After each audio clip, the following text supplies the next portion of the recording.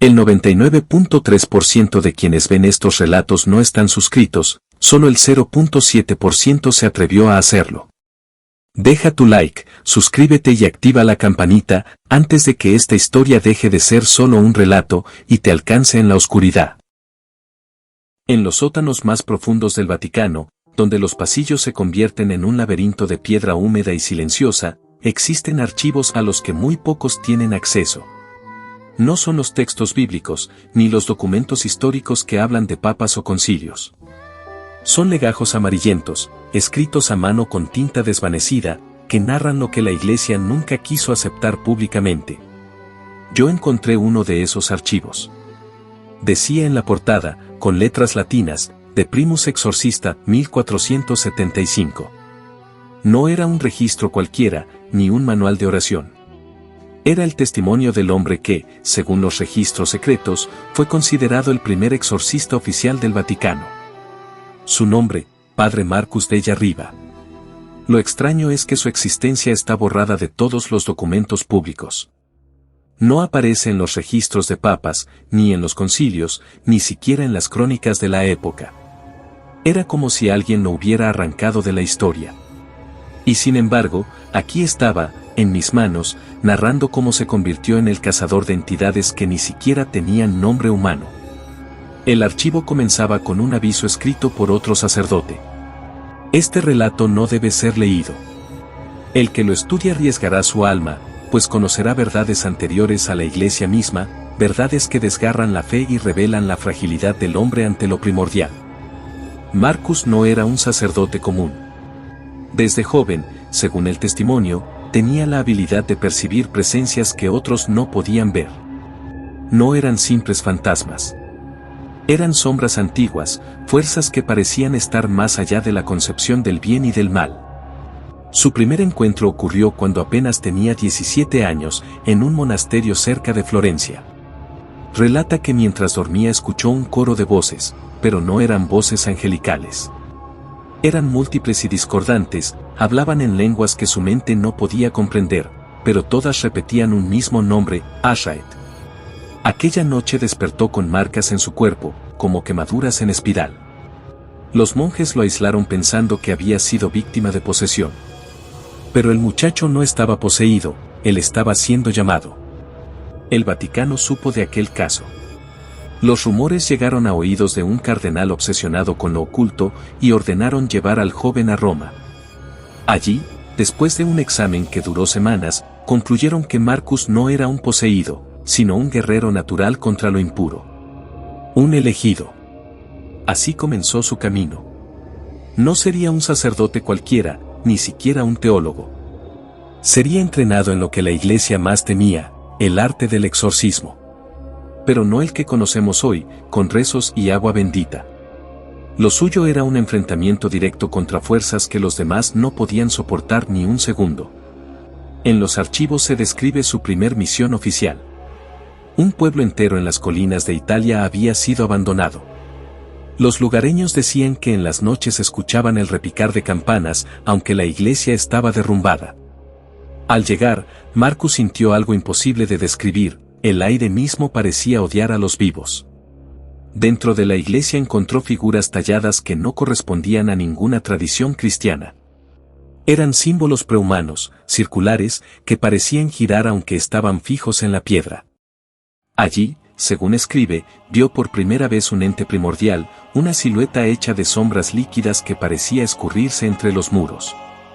Marcus lo enfrentó. Y aunque su fe temblaba, algo en su interior le dio fuerza. No era solo la oración. Era como si él mismo portara una chispa capaz de herir a esas criaturas. El enfrentamiento duró horas, y al final el ente se replegó en un grito que no provenía de garganta alguna, sino del suelo mismo. Ese día, Marcus comprendió lo que sería su vida, cazar a lo que existía antes de los hombres y antes de la iglesia. Lo más perturbador es que el archivo no solo narra sus batallas, sino también lo que descubrió, que estas entidades habían sido conocidas por civilizaciones antiguas y que algunos sacerdotes del Vaticano no solo lo apoyaban, sino que lo utilizaban para sellar pactos secretos. Hasta aquí la primera parte del archivo. Lo que sigue, advierto, es mucho más oscuro. El segundo capítulo del archivo se adentra en lo que Marcus llamaba el enemigo sin nombre. Era la primera vez que enfrentaba algo que no solo poseía poder físico, sino que parecía anticipar sus movimientos, leer sus pensamientos y corromper incluso los recuerdos más íntimos. Todo comenzó con un envío urgente desde un convento en el norte de Italia. Una joven monja había desaparecido y, según los informes, había sido vista caminando sola por los bosques a medianoche. Lo extraño era que los animales huían de ella, y que la nieve parecía derretirse a su paso, incluso en pleno invierno. Cuando Marcus llegó, lo primero que notó fue un silencio absoluto. Ni un viento, ni un pájaro, ni siquiera un murmullo de hojas. Solo un olor metálico, mezclado con algo más antiguo, algo que parecía venir de tiempos antes de que Roma siquiera existiera. El convento estaba vacío, las puertas abiertas, las paredes marcadas con símbolos que se retorcían si los mirabas demasiado tiempo. Según el archivo, Marcus sintió miedo por primera vez en su vida. No era el miedo a la muerte, sino a la perdición de la realidad. La joven monja apareció entre las sombras, pero no del todo ella misma. Sus ojos eran completamente negros, y su voz un eco distorsionado de su propia alma. Intentó acercarse a Marcus, pero él percibió que no era humana. El enemigo sin nombre la había tomado como huésped, y la entidad estaba probando su fuerza. Marcus recuerda que nunca había usado agua bendita ni crucifijos comunes. Esta vez necesitaba símbolos que no pertenecieran a ningún credo conocido, combinaciones de antiguos glifos que había estudiado en secreto. Con cada palabra pronunciada, la criatura se retorcía, pero no huía. Respondía con una inteligencia que desafiaba toda lógica, como si pudiera leer las páginas del archivo que Marcus llevaba consigo. Horas después, exhausto, Marcus logró liberar a la monja. Pero el enemigo no desapareció. Susurra el archivo que esa entidad no muere, solo cambia de forma, esperando a ser llamada de nuevo. Lo más aterrador es que Marcus notó que incluso después de la liberación, partes del convento permanecían corrompidas, como si la misma piedra guardara su presencia.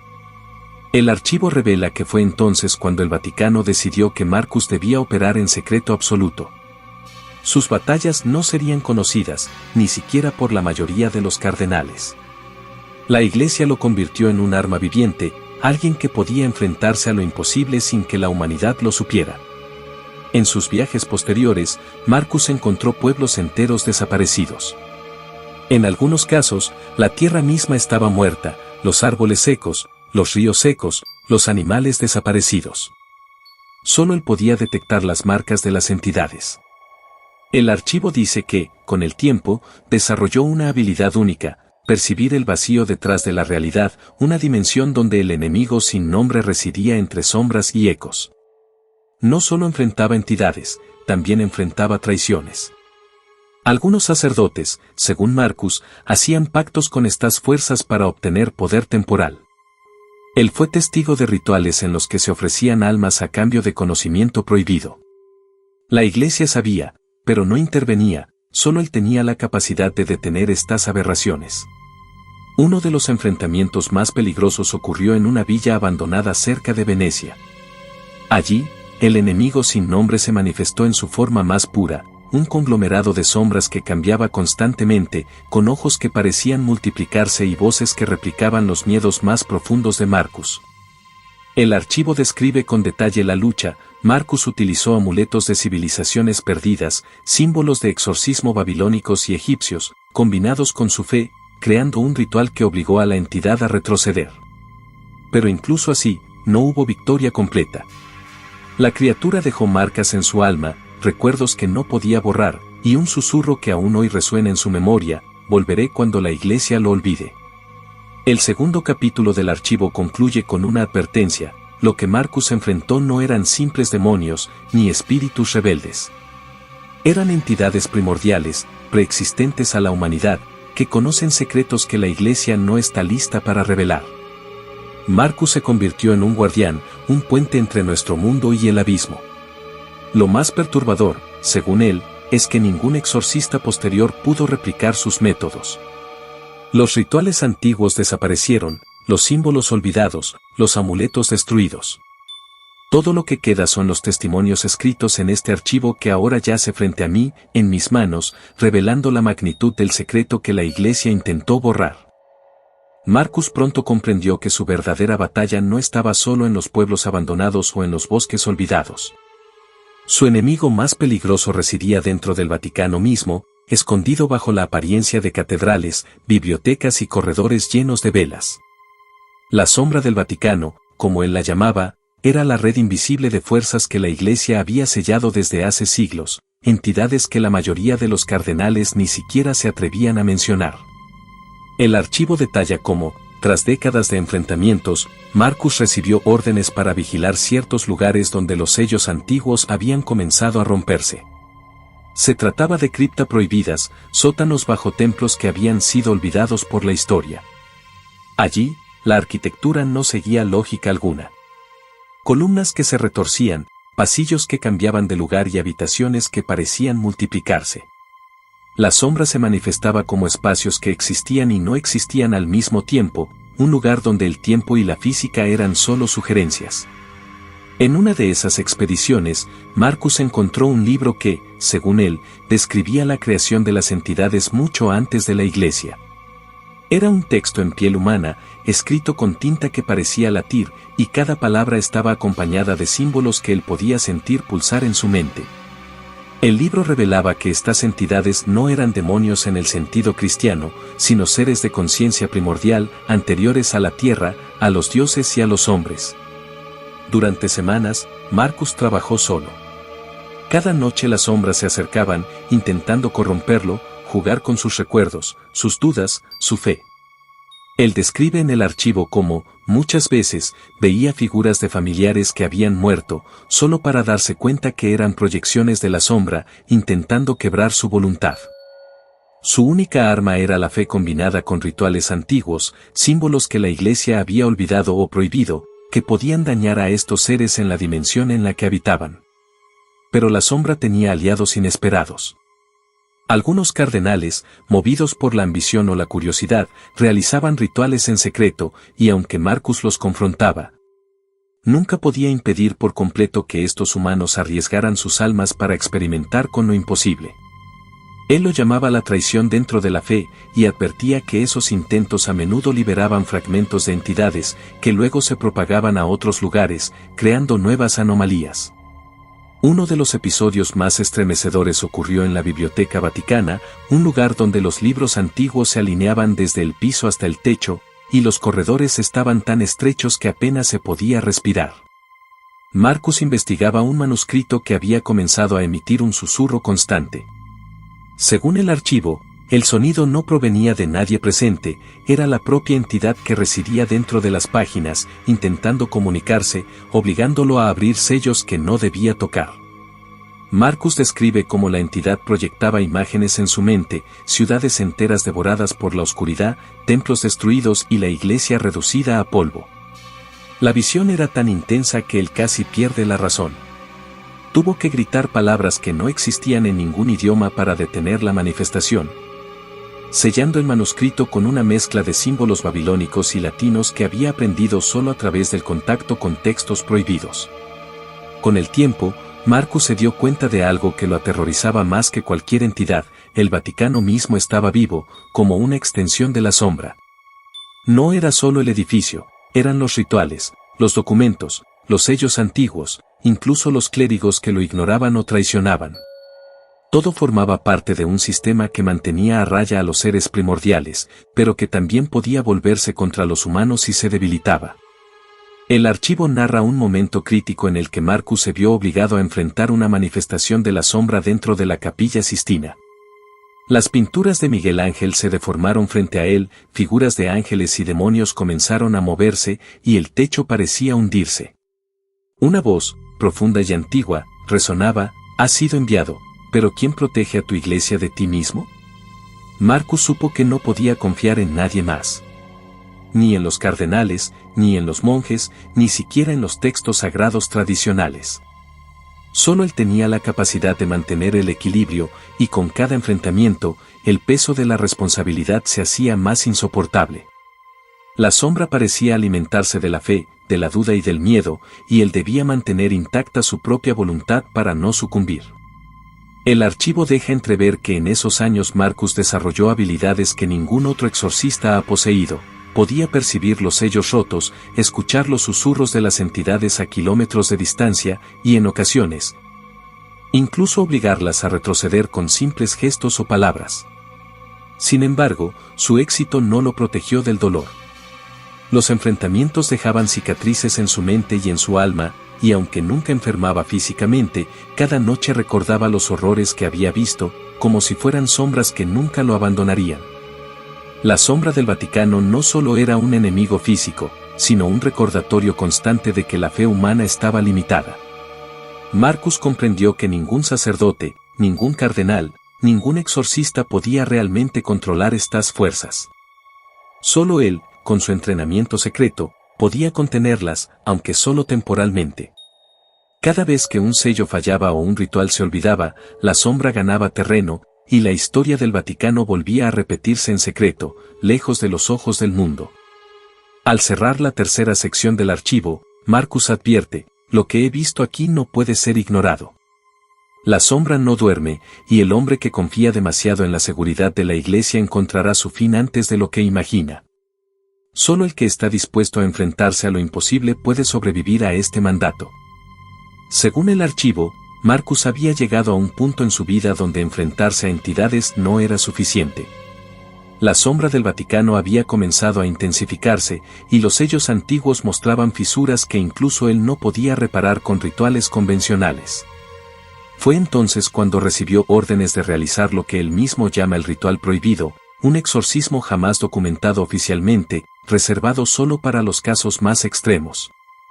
Aquellos seres que existían antes de la creación de la Iglesia y del mundo mismo. El ritual debía llevarse a cabo en una cripta olvidada bajo la Basílica de San Pedro, un lugar al que ningún sacerdote viviente podía acceder sin la autorización directa del Papa. Según el archivo, la cripta estaba diseñada de forma que la realidad misma se debilitara dentro de sus muros, columnas que cambiaban de posición, escaleras que descendían hacia abajo y de repente desaparecían, y paredes que parecían absorber la luz. Cada paso que Marcus daba, la temperatura caía, y un olor a metal y ceniza llenaba el aire, recordándole la cercanía del abismo. Antes de comenzar, Marcus preparó los elementos del ritual: amuletos de civilizaciones perdidas, símbolos que combinaban latín, sánscrito antiguo y caracteres cuneiformes, así como una serie de reliquias que la Iglesia había decidido prohibir por considerarlas demasiado poderosas. El archivo enfatiza que incluso tener estos objetos era un riesgo para el portador, porque la sombra podía percibirlos y atacarlo antes de que comenzara el ritual. Al iniciar el exorcismo, la cripta reaccionó de manera inmediata. Las sombras comenzaron a agruparse, como si las paredes respiraran y pulsaran con vida propia. Voces milenarias susurraban en lenguas olvidadas, repitiendo un solo mensaje: no eres digno de llamarnos mortal. Marcus no titubeó. Sabía que cualquier vacilación podía significar su fin. El archivo describe cómo el ritual no consistía solo en palabras, sino en movimientos y gestos que resonaban con la energía de los sellos originales. Marcus debió sincronizar cada acción con el pulso de la cripta, cada símbolo trazado debía coincidir con un latido invisible que recorría el lugar. Una sola equivocación, escribe, y habría quedado atrapado dentro de la sombra para siempre. A mitad del ritual, la entidad que él llamaba el enemigo sin nombre apareció. Esta vez no se limitó a proyectar miedo, se manifestó físicamente, un conglomerado de sombras y tentáculos que se extendían más allá de los muros de la cripta. Su voz no era una sino millones, y cada palabra era un intento de quebrar la concentración de Marcus, recuerdos de traiciones, de seres queridos muertos, de su propia mortalidad. Marcus responde en el archivo que, en ese momento, tuvo que invocar memorias de otros exorcismos. Recordó cada encuentro, cada victoria, cada marca que había dejado en su cuerpo y alma, usando esas memorias como escudo para no sucumbir a la locura. La sombra intentaba matarlo no físicamente, sino psicológicamente, corrompiendo sus pensamientos y distorsionando la realidad dentro de la cripta. Horas después, según el relato, algo inesperado ocurrió. La sombra comenzó a dialogar, revelando secretos que ningún humano debería conocer. Habló de eras en que los hombres ni siquiera existían, de dioses caídos y de la creación de la Iglesia como un intento de contener su influencia. Marcus escribe que por un momento dudó de su fe, porque las revelaciones eran demasiado antiguas, demasiado reales, demasiado aterradoras. Sin embargo, comprendió que el poder de la fe combinada con los símbolos antiguos era la única manera de continuar. Continuó el ritual, pronunciando palabras que, según él, no pertenecían a ningún idioma, y cada sílaba parecía desgarrar el aire mismo. La sombra retrocedió, pero no sin dejar cicatrices. La cripta, después del enfrentamiento, quedó marcada por símbolos que brillaban débilmente, y Marcus supo que ningún exorcista en siglos podría reproducir lo que él había logrado. El archivo también advierte que el ritual tenía un costo. Marcus quedó físicamente intacto, pero su alma estaba parcialmente corrompida. Él podía sentir ecos de la sombra dentro de sí, susurrando en momentos de silencio. A pesar de esto, el éxito fue completo, la entidad fue sellada nuevamente, y la cripta, aunque peligrosa, volvió a estar segura. Lo más perturbador de este capítulo no es la batalla física, sino lo que la sombra reveló, que la Iglesia había dependido de agentes como Marcus durante siglos. Individuos capaces de enfrentarse a lo que los textos sagrados no podían describir. Marcus advierte que la sombra nunca muere realmente, solo espera el momento en que los sellos se debiliten nuevamente, y que el hombre que confíe demasiado en la seguridad del Vaticano podría ser el próximo sacrificio. Finalmente, el capítulo concluye con Marcus dejando un mensaje que él sabía sería importante para quienes algún día lo leyeran: el hombre cree que domina la fe, que controla lo que no comprende. Pero lo que existe más allá de la fe no entiende de plegarias ni de santidad. Solo aquel que se atreva a mirar más allá de los límites de la Iglesia puede proteger a los demás del abismo. Y aún así, la victoria es temporal. La sombra siempre regresa. Este ritual prohibido marcó la culminación de su carrera, pero también el comienzo de un legado secreto que la Iglesia decidió no registrar públicamente, temiendo que el conocimiento de la sombra corrompiera a quienes no estaban preparados para enfrentarse a ella. Marcus se convirtió así en el guardián de secretos imposibles, alguien cuya existencia fue borrada oficialmente, pero cuya lucha continuaba en silencio. El archivo termina relatando los últimos años de Marcus de Yarriba, años en los que ya no se dedicaba únicamente a combatir entidades, sino a transmitir su conocimiento en secreto a unos pocos elegidos. La Iglesia, según él, no podía permitir que el mundo conociera la magnitud de la sombra del Vaticano, pero sabía que si Marcus moría sin legado, los sellos podrían romperse y liberar a las entidades que había enfrentado durante toda su vida. Marcus describe cómo seleccionaba a sus aprendices: no eran necesariamente sacerdotes, sino personas con percepción excepcional, con sensibilidad para lo que la mayoría de los humanos no podía ver. Les enseñaba a leer los antiguos símbolos, a escuchar los susurros de lo primordial y a resistir la manipulación de entidades que podían corromper la mente en segundos. Solo un pequeño número sobrevivía al entrenamiento, y menos aún podían enfrentarse a la sombra con alguna esperanza de éxito. Durante estos años finales, Marcus comenzó a percibir algo que lo aterrorizaba aún más que los enfrentamientos físicos: la oscuridad interior de los hombres, la ambición y la curiosidad que llevaban a algunos sacerdotes a buscar poder a costa de la humanidad. En varias ocasiones, relata, tuvo que intervenir para evitar que rituales mal dirigidos liberaran fragmentos de entidades antiguas. Y en esos enfrentamientos descubrió que incluso los libros prohibidos podían corromper al lector si no se estaba preparado. El archivo revela que, hacia el final de su vida, Marcus desarrolló un método para archivar el conocimiento sin arriesgar almas. Creó textos que solo podían ser entendidos por quienes habían pasado por su entrenamiento y marcó cada página con símbolos que bloqueaban la lectura a cualquiera que no estuviera preparado. Esos archivos, según él, debían permanecer ocultos en lugares secretos dentro del Vaticano, accesibles únicamente a su sucesor elegido. Pero el legado de Marcus no fue solo técnico, también fue espiritual. Comprendió que la fe tradicional, por sí sola, no bastaba contra lo que existía más allá del mundo conocido. La Iglesia había confiado en él, un hombre, para sostener un equilibrio imposible. Y aunque la sombra nunca podría ser destruida, Marcus enseñó que la resistencia consciente era la clave. Un exorcista debía aceptar que nunca vencería por completo, pero podía contener, retrasar y proteger. El capítulo final del archivo se vuelve más personal. Marcus habla de su miedo constante a la soledad, porque enfrentarse a entidades que existían antes de la humanidad aislaba a cualquier ser humano. Incluso aquellos pocos que entrenó solo podían acompañarlo parcialmente en sus misiones. La verdadera confrontación debía ser solitaria, cara a cara con lo primordial. Él lo describe como una relación con el abismo, donde la fuerza del espíritu se prueba continuamente y el fracaso significa la perdición eterna. Uno de los relatos más impactantes describe un último encuentro con el enemigo sin nombre. Esta vez, la entidad lo confrontó con una ilusión que recreaba toda su vida, sus fracasos, sus pérdidas, los errores que creía haber enmendado. Marcus escribe que sintió que la sombra intentaba devorar no solo su cuerpo o mente, sino la esencia de su ser. Sin embargo, gracias a todo lo aprendido, logró enfrentar la ilusión sin perderse, usando símbolos que resonaban con la fuerza de su propia fe combinada con los antiguos conocimientos que había adquirido. El archivo advierte que, tras ese último enfrentamiento, Marcus tomó una decisión radical: desaparecer del mundo visible. Nadie sabe exactamente cuándo murió o si incluso murió de manera convencional. Algunos rumores mencionan que siguió actuando desde las sombras, interviniendo solo cuando los sellos se debilitaban peligrosamente.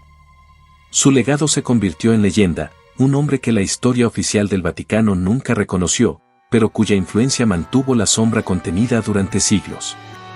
Además, el documento deja una advertencia explícita para quien lo leyera: el hombre cree que puede comprender lo que existe más allá de su fe. Pero solo quien se atreve a mirar sin miedo y a actuar con conocimiento puede contener lo que es anterior a todo lo que llama divino. Recuerda, el mal primordial nunca muere, solo espera, y tú podrías ser el siguiente si ignoras la verdad. El archivo concluye con un mensaje inquietante. Marcus dejó instrucciones sobre cómo continuar su trabajo, pero solo a quienes demostraran no solo valor, sino resistencia mental y moral. La Iglesia decidió ignorar estas instrucciones públicamente, sellando los documentos en sótanos inaccesibles. Sin embargo, la verdad permanece: el primer exorcista del Vaticano existió, y enfrentó entidades que ni siquiera la fe podía nombrar. La última página contiene una nota escrita por Marcus en sus últimos días, un recordatorio para su sucesor y, quizás, para cualquiera que encuentre el archivo. Si estás leyendo esto, significa que estás listo para enfrentar la realidad. Recuerda siempre, la sombra es paciente. Nunca subestimes la fuerza de lo que no ves. Y sobre todo, no confíes en que otros mantendrán los sellos intactos. La responsabilidad recae sobre ti. Al cerrar el archivo, comprendí la magnitud del secreto. La Iglesia había confiado en un hombre para sostener un equilibrio imposible, y su vida había sido un camino de sacrificio y conocimiento prohibido. Marcus Della Riva, el primer exorcista, no solo enfrentó lo imposible, enseñó que la verdadera batalla no es contra lo que se ve, sino contra lo que reside en los límites de la realidad, en la sombra que espera paciente, más allá de nuestra comprensión.